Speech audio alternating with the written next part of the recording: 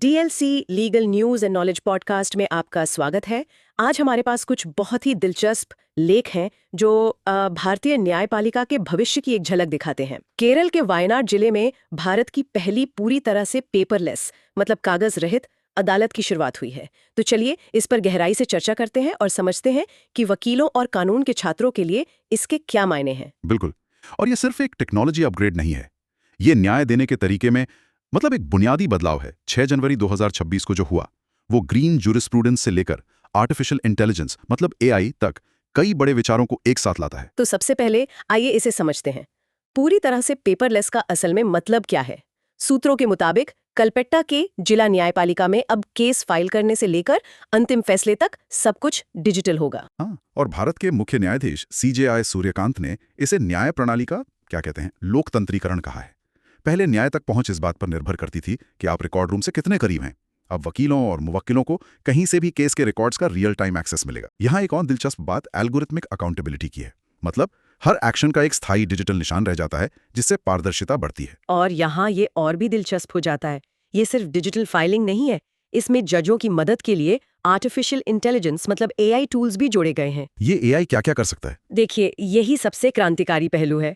ये AI system सैकड़ों पन्नों की फाइलों से केस की समरी यानी सारांश बना सकता है।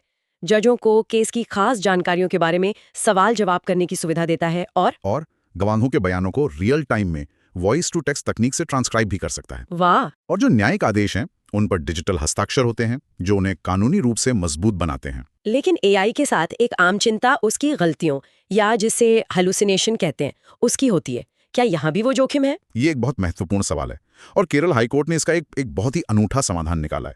ये पूरा सिस्टम किसी थर्ड पार्टी प्लेटफॉर्म पर निर्भर नहीं है, बल्कि इसे केरला हाईकोर्ट ने खुद इन हाउस विकसित किया है। ओहो, मतलब ये क्लोज्ड सिस्टम है। बिल्कुल, ये एआई केवल डिस्ट्रिक्ट कोर्ट मैनेजमेंट सिस्टम के अंदर मौजूद वेरीफाइड डेटा का ही इस्तेमाल करता है। तो इससे ये सुनिश्चित होता है कि एआई से मिली जानकारी भरोसेमंद है। तो ये सब संभव कैसे हुआ और इसका व्यापक प्रभाव क्या हो सकता है, मतलब पूरे देश के लिए? देखिए, ये बार काउंसिल और वकील संघों सहित सभी हितधारकों के साथ काफी व्यापक विचार विमर्श के बाद ही संभव हुआ।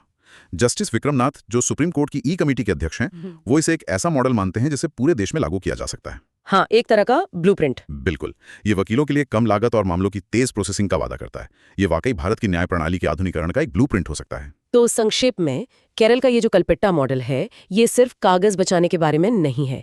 ये न्याय को ज्यादा सुलभ, पारदर्शी और कुशल बनाने का एक नया तरीका है, और जिसे शक्ति मिल रही है इन हाउस एआई तकनीक से। बिल्कुल, और ये भविष्य के लिए एक विचारणीय प्रश्न भी छोड़ जाता है।